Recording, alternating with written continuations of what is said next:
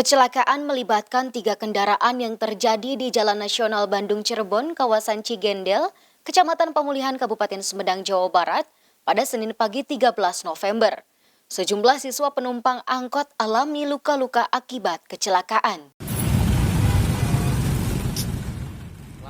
kendaraan diantaranya minibus Avanza, angkutan perkotaan, dan truk box pengangkut paket terlibat kecelakaan di Jalan Nasional Bandung Cirebon, kawasan Cigendel, Pamulihan, Kabupaten Sumedang, Jawa Barat, pada Senin pagi 13 November.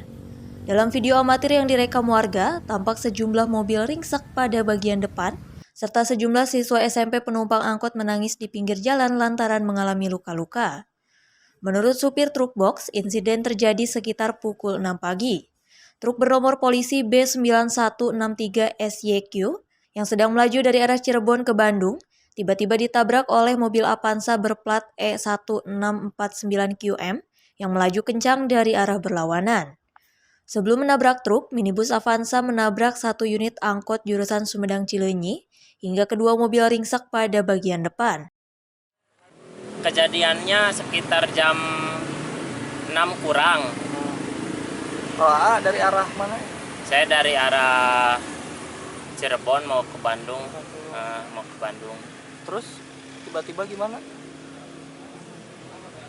Posisi saya di belakang angkot sekitar jarak 20 meter. Setahu saya ngelihat mobil Avanza itu lagi nyalip.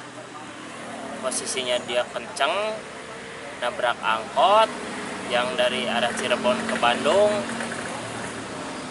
terus mental ke mobil saya yang saya bawa. Oh, dari arah berlawanan? Arah berlawanan.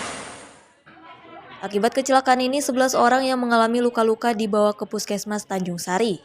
Dari 11 orang tersebut, 4 orang diantaranya 3 siswa SMP dan 1 supir angkot, diberikan penanganan khusus lantaran mengalami luka pada bagian kepala dan kaki.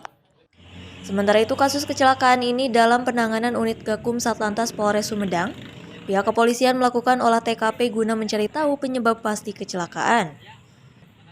Dari Sumedang, Jawa Barat, Ibnu Rosyad melaporkan.